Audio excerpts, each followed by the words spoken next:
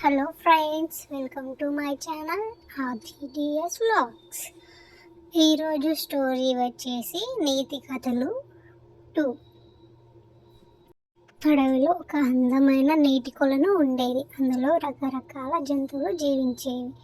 ఆ నీటి మడుగులో ఒక చిన్న అమాయకమైన చేప కూడా జీవించేది.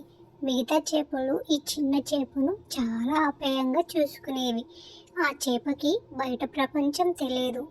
అక్కడికి ఒక కప్ప వచ్చింది. చిన్ని చేప కొలను ఒడ్డుకు రాగానే అక్కడ కప్పను చూసి పలకరించింది.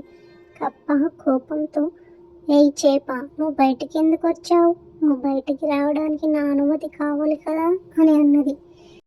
కప్ప మాటలు వినగానే చేప కంగు తిన్నది. వెంటనే నీటి లోపలికి వెళ్ళిపోయింది.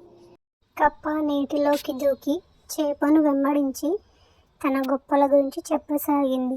నేను నీటిలో ఈదగలను, భూమిపైన బతకగలను, అలాగే నువ్వు నీటిలో తప్ప ఎక్కడ బతకలేవు, నువ్వు ఒక నిస్సహాయ ప్రాణివి అని అనసాగింది. చేప కప్ప మాటలు పట్టించుకోకుండా అటువైపు తిరిగి మౌనంగా ఉండిపోయింది. కప్ప తన మాటలు పట్టించుకోవడం లేదని కోపంతో బయటికి వచ్చి ఒడ్డుపైన కూర్చొని పాట పాడసాగింది. కప్ప బ్యాక్ బ్యాక్ అని అరుస్తూనే పాట పాడుతూనే ఉంది. అక్కడే చెట్టుపైన నిద్రిస్తూ ఉన్న ఒక పాము తన నిద్రను చెడగొట్టినందుకు కిందకి వచ్చి కప్పను అమాంతం మింగేసింది.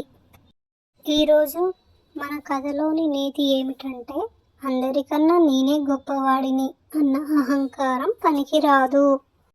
ఈ స్టోరీ మీకు నచ్చినట్టయితే లైక్ చేయండి, షేర్ చేయండి, సబ్స్క్రైబ్ చేసుకోండి.